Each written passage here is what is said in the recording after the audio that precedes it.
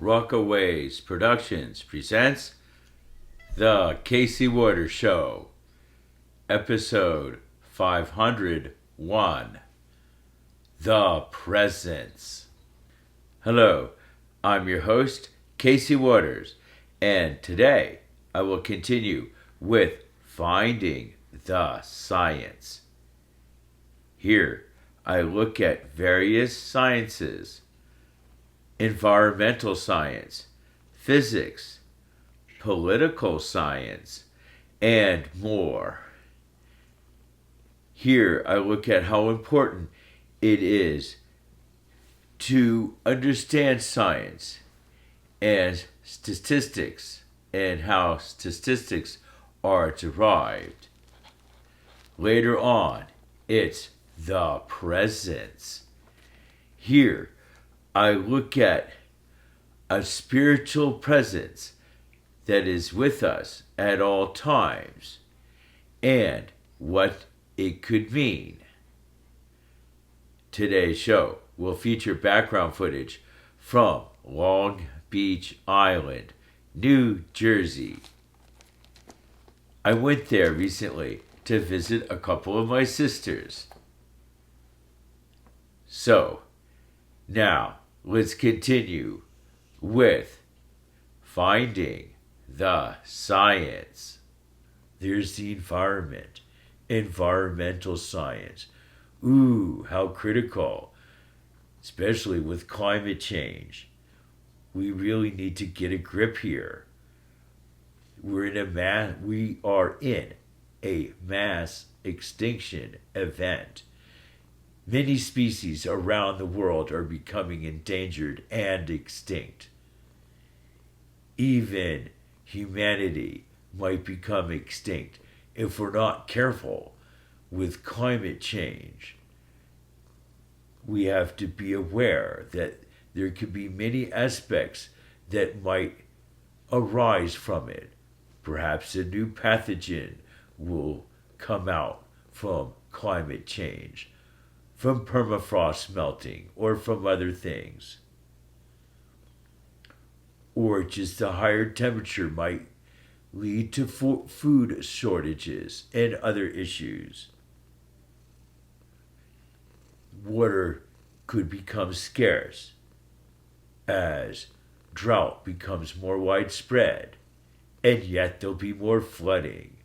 Flooding in certain areas and increasing drought over a larger area in others. So we'll have lots of drought, punctuated by occasional flooding. So things might get a little chaotic. I guess a good way to get a handle on this is to watch videos of flooding in China. It's totally devastating. It's almost unreal. It could happen to us in the United States soon enough. We have to be aware of climate change. Things are getting hotter. The heat could kill us. Sure, especially if your air conditioning fails. Our power grid is weak in many areas of the country. Backup generators might be recommended for many homes. Sure, you never know when we might have a long, drawn-out power failure from some sort of crisis.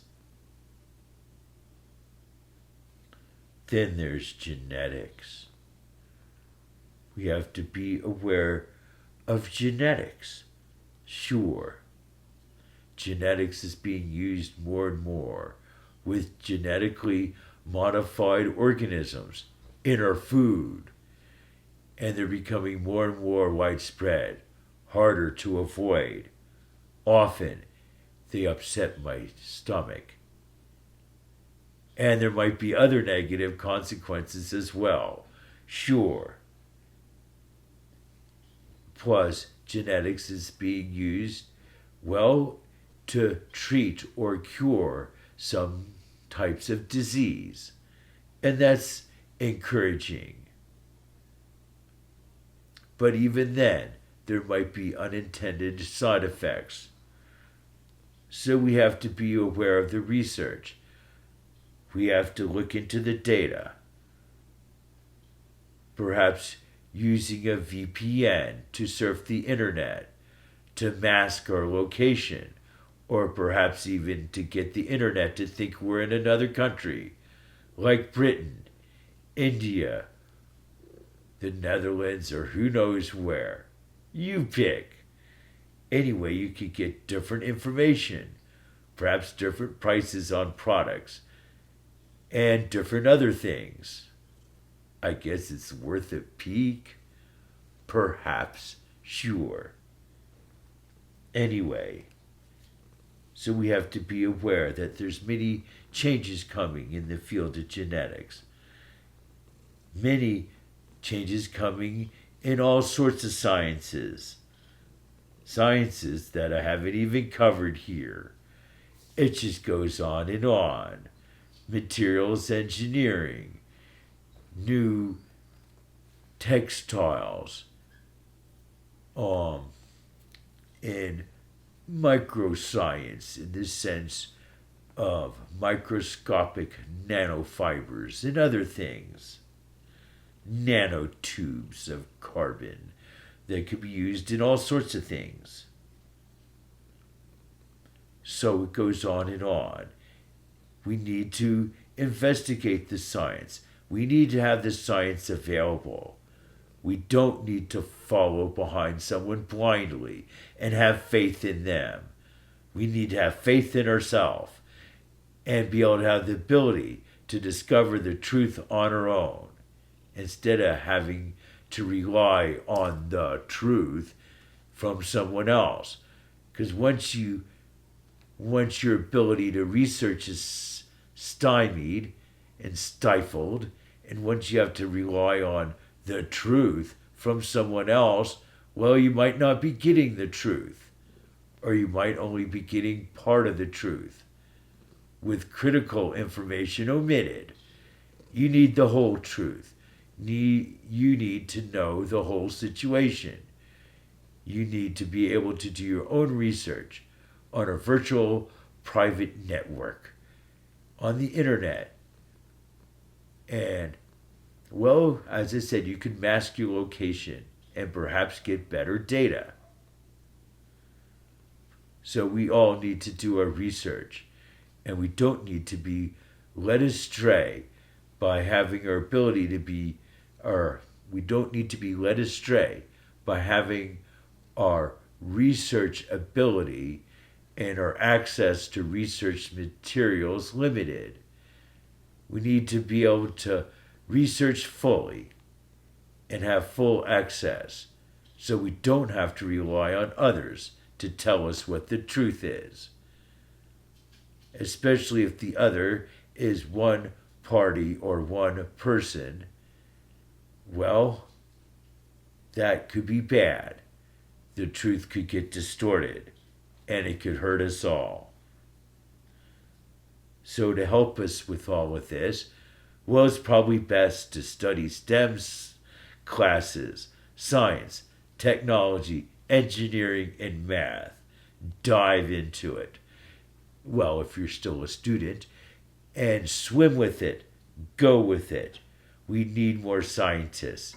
We need more people who understand statistics, mathematics, calculus, geometry, sure, and all sorts of sciences, meteorology, environmental science, medicines, computing and artificial intelligence, and so on.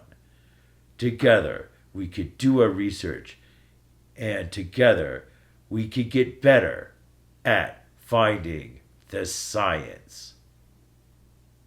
I hope you have enjoyed this section of The Casey Waters Show.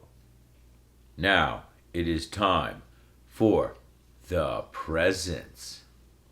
Here, I look at a spiritual presence that is with us at all times. And what does it mean? Well, doing this section, well, of course, it's a little ambitious, admittedly, since I'm doing it on my own, with no source material. Also, well, in theory, it could be bad luck to discuss this unless somehow you get it right. So, well, at least in theory, it could be bad luck. So, this is something not to take lightly, I guess is what I'm getting at. And talking about the presence, well, you should approach it with an open mind and humbleness, realizing that your interpretation or ideas may be incorrect, and trying not to impose your will or ideas about this on other people, letting everyone discover it for themselves. The presence, a spiritual presence that is with us at all times. How do I know this?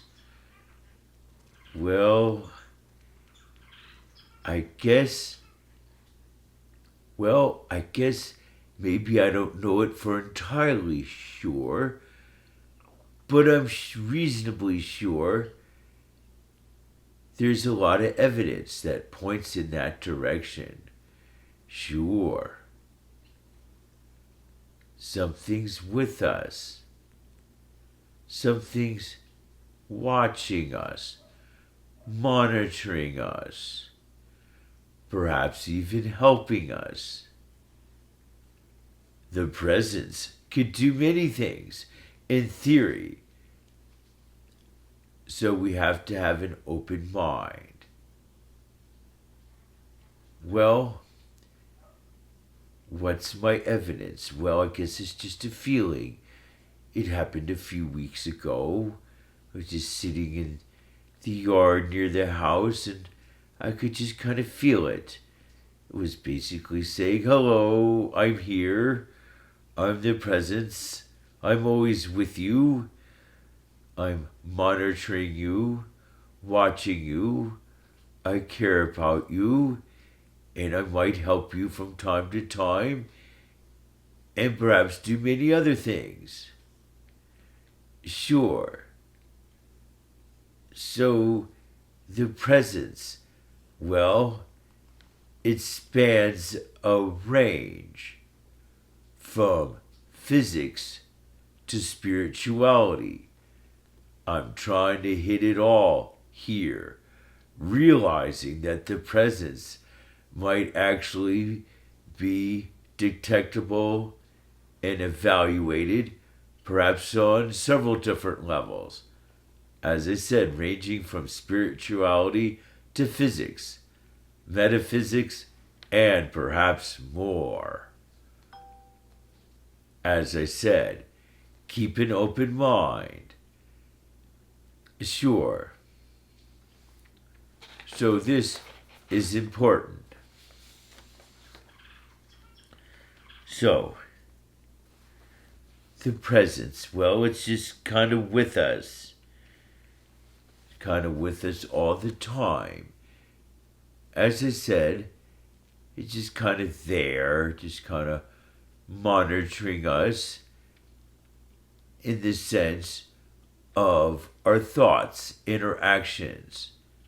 The presence could read our minds and knows what we're thinking about, knows what we do and why. The presence probably conveys this information to the imaginary territories. I'm assuming they work closely together, or perhaps are even physically or metaphysically linked. I suspect that some kind of a direct connection between the presence and the imaginary territories, and the presence and God. Sure, the presence is part of God, or a tool of God, or perhaps a little bit of both. So the presence is with us, monitoring our thoughts.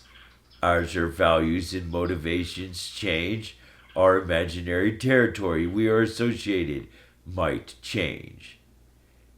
If we're honest and compassionate and, go for someone's looks, go for someone's personality instead of their looks when we seek a partner, well, then we're more east side.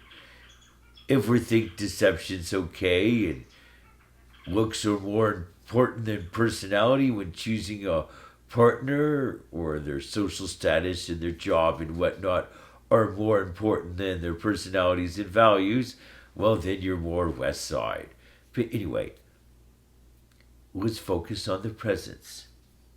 So this presence, this spiritual presence that's with us, right, at all times, and with everybody, well, what are its properties? Well, as I said, it monitors our thoughts and relays that information to the imaginary territories, and the imaginary territory we are associated with changes as your values changes, and this is all relayed to God. Well, the presence, I guess, has a lot of properties of God. Presence is, well, omnipresence. It's everywhere. Sure, it's always with us. It's eternal. And it probably is omniscient. It probably knows everything or close to it, and probably has great power. And it contains its own reason for existence, and it's all loving. So in a lot of ways you could call it God, or part of God. Sure, it might be a little more than that. Well, what could be more than God? Gee, I'm getting goofy here. Well, it might do other things that seem a little more mundane, that are not necessarily connected to God, although they probably are. It's just stuff you might not think about. Like what? What about telepathy? And this could be between two people, or a person and an animal, like a dog or a cat. And what about animals understanding your words in your language? As I believe dogs can, or at least sometimes can. Sure. So, what's responsible for that? For that telepathy and interspecies communication? A dog understanding what you're saying, even though the dog doesn't know English, somehow it does. Well, perhaps the presence, this spiritual presence, is involved in this. Well, perhaps so. The presence could be responsible for a lot of things. Well, I guess part of my approach to this section might be influenced by the book I'm reading. My Big Toe. I believe it's by Thomas Campbell. Anyway, so I'll do this book in the future, which talks about metaphysics and physics and spirituality, and of course the toe is a theory of everything. Yeah, so it's kind of the holy grail of physics, what Einstein was after, and many others. A unified field theorem to unify nuclear forces, electromagnetic forces, gravity, and electromagnetism. To unify it all. Sure. And perhaps even unify more than that. A theory of everything to link it all together. Well, perhaps this presence is part of that. Sure. I believe it is. So, we have this presence, this spiritual presence. And I guess this presence could help us perform miracles or set the stage for miracles to be performed.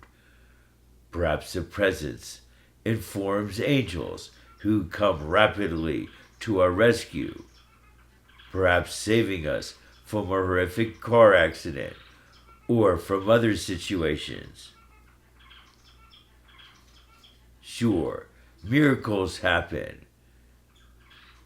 Who knows exactly how they happen?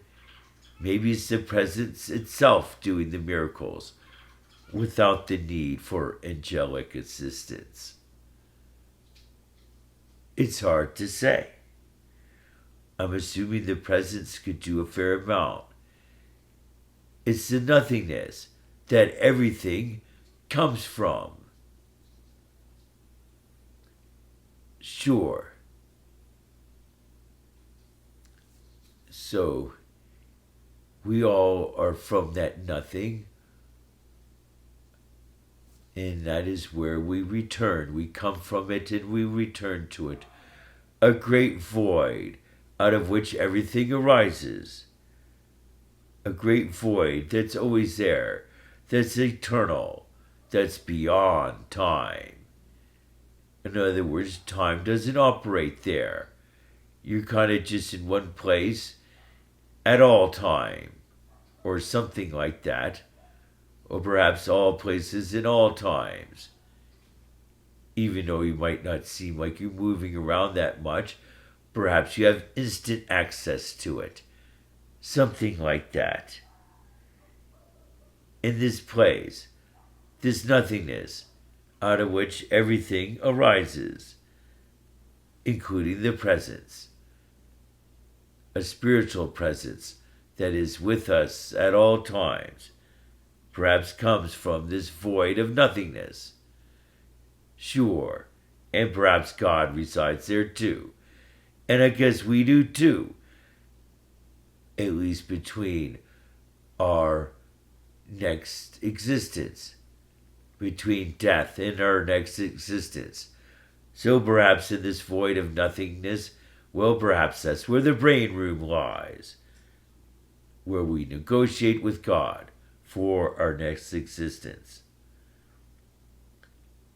So the more you know, the more you understand about all of this that I'm talking about, the better handle you have on it, well, perhaps the more you get promoted spiritually, and the more you can do, perhaps in this life and in the next. Perhaps being responsible for the spiritual well-being of other sentient beings. Sure. Well, what about this presence? Does anyone own it? Well, as I said, it's with us all. So I guess no one owns it. But can it be claimed by a religion, perhaps? Does the presence favor one religion over others? Do you get treated better by the presence if you believe in a certain religion? Well, maybe you do, but I would like to think not as a general rule. In other words, it doesn't matter what religion you are, what matters is who you are, what you do, and why you do it, what motivates you, what do you believe is important, how much value do you place on things like honesty and compassion and love? Or do you think about yourself more and how to just get yourself ahead? Or do you think about other people more? Or are you kind of in the middle? Well, the presence analyzes all of this. And so is one religion favored? Well, I like to think not. I would like to think that it's just you your morality and who you are that's important, not your religion. However, many religions do claim that the presence shows them more favor than other religions. This could get caught up into politics and even dominate society. This religion, perhaps one religion dominating more than others, perhaps in an unfair way, perhaps happening right now in America. America, where are you now? Don't you care about your sons and daughters? Don't you know we need you now? We can't fight alone against the monster. Well, that's just a few lines from the Monster song by Steppenwolf, or as it's alternatively known, Monster Suicide America. Anyway, it's a wonderful song. I encourage you to look up the lyrics yourself on YouTube and listen to the song. Also, I encourage you to call into the local radio station and see if you can get it played. It deserves some airtime. Sure, in the age of charter schools, many of which are Christian, and the lines between church and state being blurred, well, perhaps we really do need separation of church and state. Sure we do. We don't need one religion dominating our lives. No, we need to have laws that favor all religions and all people. We don't have to be a more moral society of Christians. We could be a secular society, guided by common moral principles, instead of having these moral principles attached to a religion and holding that religion as virtuous. Casey Waters Show. Producer, Casey Waters. Graphic editing, Judson Laird. Please note our new email address, CaseyWaters2 @CaseyWaters.com.